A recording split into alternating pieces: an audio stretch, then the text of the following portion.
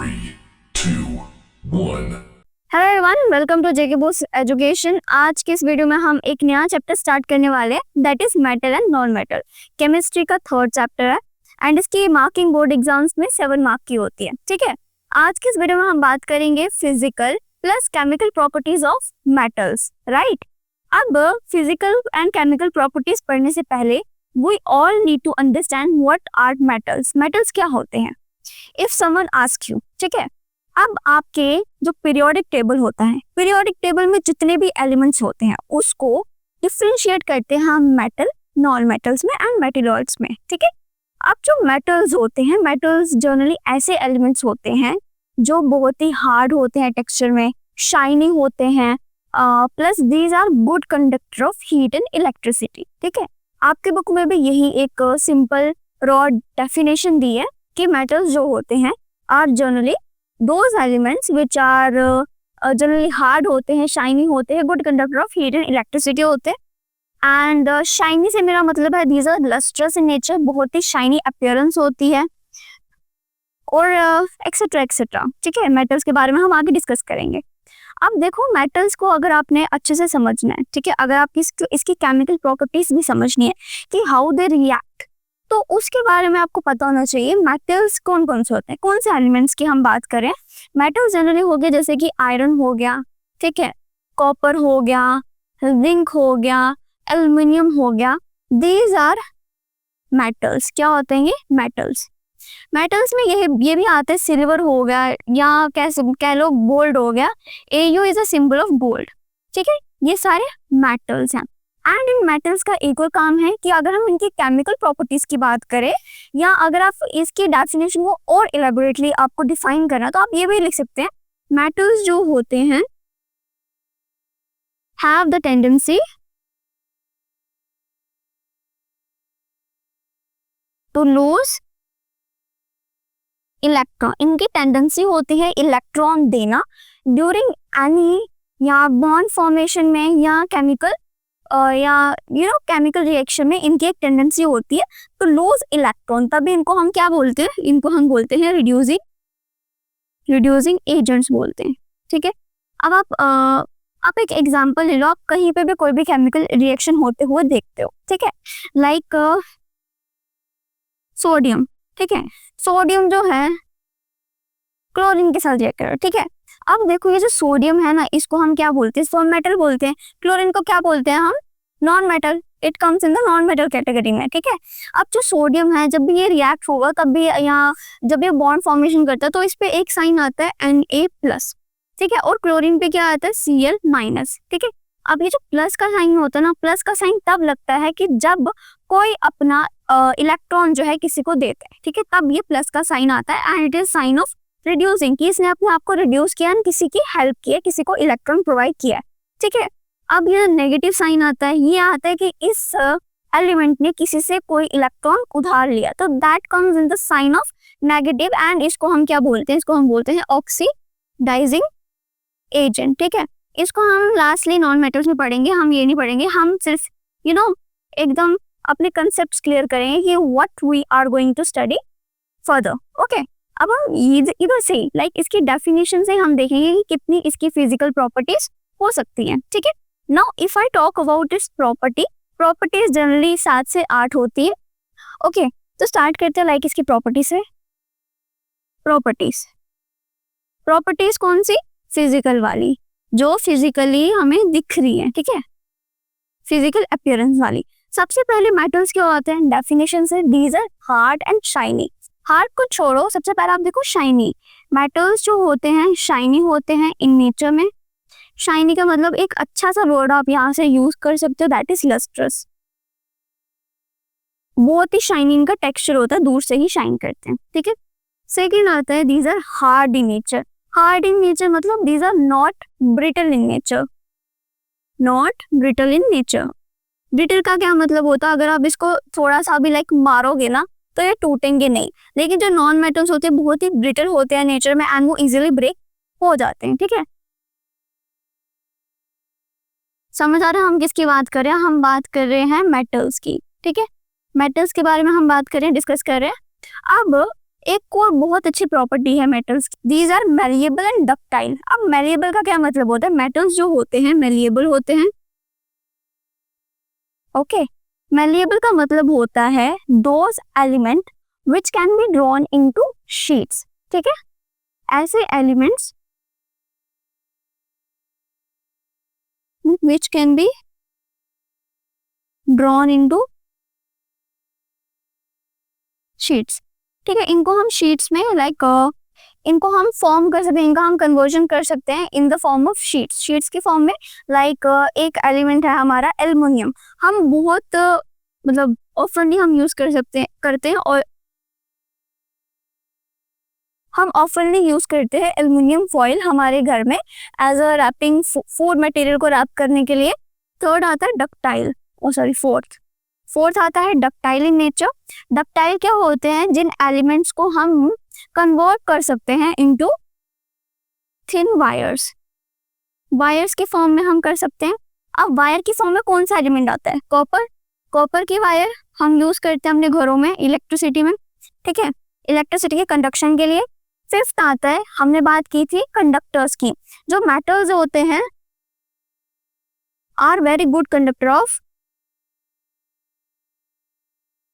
Heat के भी plus electricity के भी बहुत अच्छे होते हैं। ठीक है, अब सिक्स आता है कि like if we are heating the metals, ठीक है, कॉपर को कर लो या आप उसको कर लो, आयरन को कर लो, तो आपको एक रिंगिंग साउंड सुनाई देती है। ठीक है, उस रिंगिंग साउंड के लिए हम बहुत अच्छा वर्ड यूज करते हैं, दैट सोनोरस। सोनोरस क्या होता है?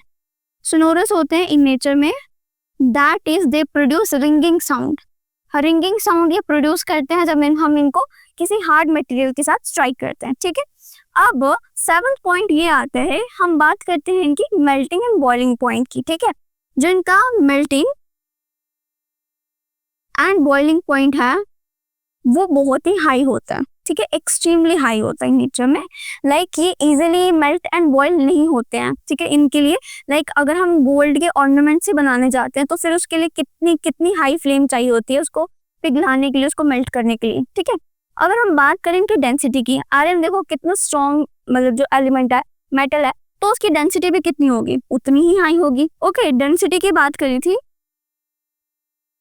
डेंसिटी जो इसकी है बहुत ही हाई होती है, बहुत हाई होती है। ठीक है, अब लास्टली हम बात करेंगे कि जो मेटल्स होते हैं, मेटल्स जो होते हैं in every temperature, room temperature लगा लो, रूम टेम्परेचर, ये जो मेटल्स होते हैं ना ऑलवेज क्या होते हैं? सॉलिड होते हैं नेचर में, कि ना ही इनकी कोई गैसियस फॉर्म होती है ना ही इनकी कोई लिक्विड फॉर्म होती है। ये हमेशा क्या होंगे? एट रूम टेम्परेचर पे ये ऑलवेज क्या होंगे? सॉलिड होंगे। ठीक है, ये इसकी आ गई 9th प्रॉपर्टी, एक्सेप्शन हमेशा याद रखनी है। एक्सेप्शन केमिस्ट्री में मोस्ट इंपॉर्टेंट है, एक्सेप्ट मर्करी। अब आप मर्करी देखते हो, MErCuRi मर्करी। ठीक है, मर्करी जो होता है हम यूज करते हैं एज इन थर्मोमीटर। ठीक है, अपना टेम्परेचर वगैरह फीवर के टाइम पे उसको हम यूज करते हैं, बट वो आता किसमें? It comes in the category of metals. ठीक है, ये सारी चीजें जो हैं, ये प्रॉपर्टीज ये आपकी आती है मेटल्स में। ठीक है, और ये जो properties of metals and non metals ऑफनली देखा गया है। सबसे पहले इसको देखा गया था इन 2019 में कश्मीर डिवीजन में देखा गया था।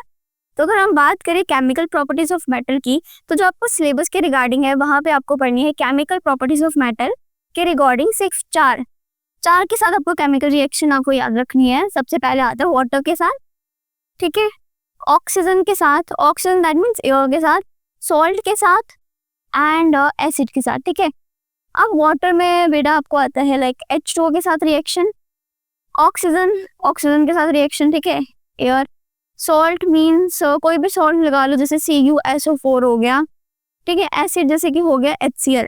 इन सब के साथ रिएक्शन आपको याद रखनी है कि अगर आपको एग्जाम में आता है chemical properties of metal, and अगर क्या ये आता ही है बहुत आई थिंक 4 टाइम्स ये क्वेश्चन देखा गया आपके बोर्ड एग्जाम्स में।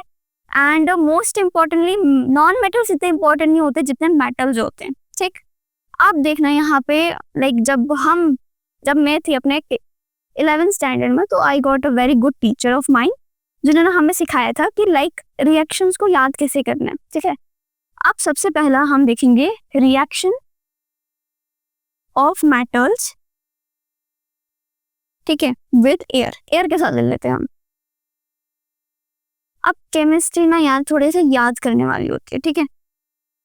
Reaction of metals with air, जब भी आपके मेटल जो है ना रिएक्ट करेंगे ऑक्सीजन के साथ तो they will form metal oxide. क्या बनाएंगे वो?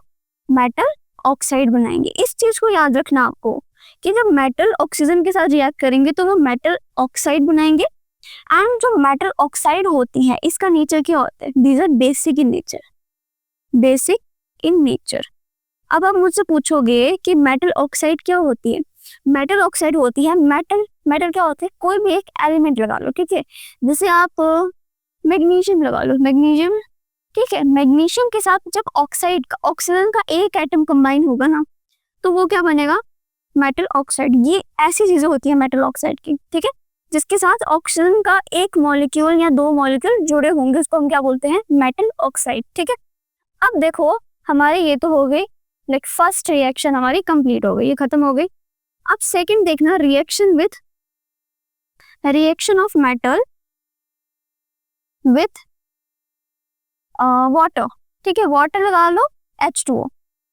अब यहाँ पे आपका मेटल है, ठीक है, मेटल जो है रिएक्ट करेगा H2O के साथ। जब इसके साथ रिएक्ट करेगा तो वो क्या बनाएगा? मेटल। पानी को हम क्या बोलते हैं?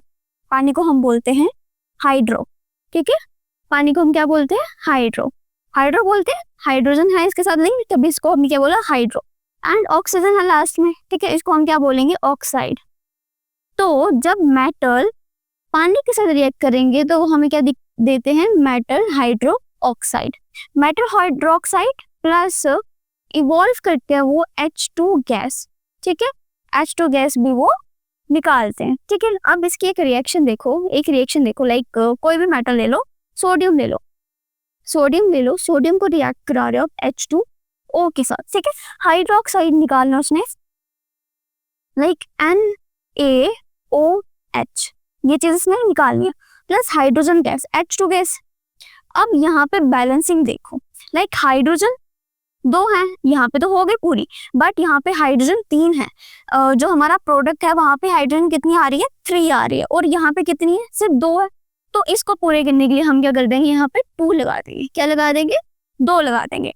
अब यहाँ पे देखो, यहाँ पे कितनी हुई? 4 हुई, और यहाँ पे कितनी हुई? सिर्फ 3 हुई। तो इसके लिए हमने यहाँ पे क्या कर दिया? यहाँ पे भी हमने क्या लगा दिया? 2 लगा दिया। अब हाइड्रोजन तो बैलेंस है, लेकिन सोडियम के साथ देखो, सोडियम के साथ भी तो ये 2 आ रहा है, ठीक है। अब ये 2 हम यहाँ पे लगा देंगे, 2 times sodium 2 times H2 gives you 2 NaOH plus H2 gas जो है हमारी निकल गई, ठीक है, रिएक्शन में से। अब ये रिएक्शन तो हो गई with reaction with air, reaction with water. अब हमने लास्ट में पढ़नी है reaction with salt and reaction with acid. यही हमारी 2 रिएक्शन लेफ्ट ओवर है, तो हम इसको पढ़ते हैं।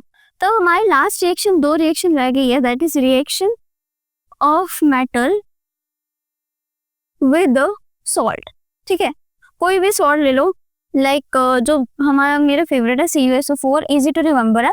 इसमें क्या होता है? इसमें लाइक एक रिएक्शन के थ्रू देख लेते हैं, ठीक है। अब फेरिक है Fe प्लस CuSO4, ठीक है, ये रिएक्शन है। अब जब ये दोनों रिएक्ट करेंगे तो क्या होगा? FeSO4 आपस में सॉल्ट बना लेंगे, प्लस Cu हमारा ऐसे ही निकल जाएगा। इस it is a type of displacement reaction, ये एक तरह की डिस्प्लेसमेंट रिएक्शन है, हमने प्रीवियसली 1 शॉट में पढ़ी है, ठीक है, डिस्प्लेसमेंट रिएक्शन है। और इसमें क्या होता है? 1 रिएक्टिव मेटल, ये आपका रिएक्टिव मेटल है, मोर, इसलिए more reactive metal displaces less reactive metal from its compound में से and form new salt.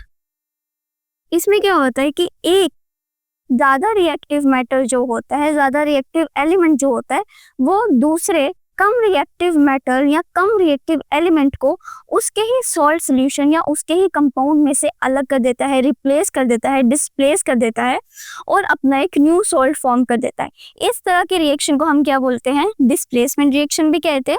And it is generally seen in metals, metal जब किसी सॉल्ट के साथ रिएक्ट करते हैं, जब भी वो किसी सॉल्ट के साथ रिएक्ट करेंगे तो जो मोर रिएक्टिव होगा वो उस लेस रिएक्टिव को डिस्प्लेस कर लेगा, इसकी जगह ले लेगा। ठीक है, ये भी हमारा सॉल्ट का भी हो गया। अब लास्ट आता है एसिड्स के साथ, फोर्थ एसिड के साथ। अब हमें याद रखना कि जब मेटल जो है वो एसिड के साथ रिएक्ट करेंगे ना, एसिड यानी डाइल्यूट के साथ, ठीक है, रिएक्ट करेंगे तो वो क्या फॉर्म करते हैं, वो सॉल्ट बनाते हैं प्लस H2 गैस। ठीक है, H2 गैस जो है वो इवॉल्व करते हैं। ठीक है, अब देखो मेटल्स जैसे आप जिंक ले लो प्लस एसिड में आप HCl ले लो। ठीक है, 2 आता है यहाँ पे तो 2 लगा लो। ठीक है, तो ये क्या बनेंगे, zinc chloride plus H2 gas. अब H2 गैस मैंने यहाँ पे 2 क्यों लगाया, 2 इससे लगाया क्योंकि हम 2 यहाँ पे तो नहीं लगा सकते थे ना, क्योंकि HCl जो है वो साथ में है तो हम 2 यहाँ नहीं लगा सकते थे। एंड हमें इवॉल्व क्या करना, हमें निकालना क्या है, H2 गैस। हाइड्रोजन जो है जब 2 होगी तभी वो गैस होगी। ठीक है, लाइक सिंगल हाइड्रोजन हम कंसिडर नहीं करते, तो H के साथ 2 लगना था।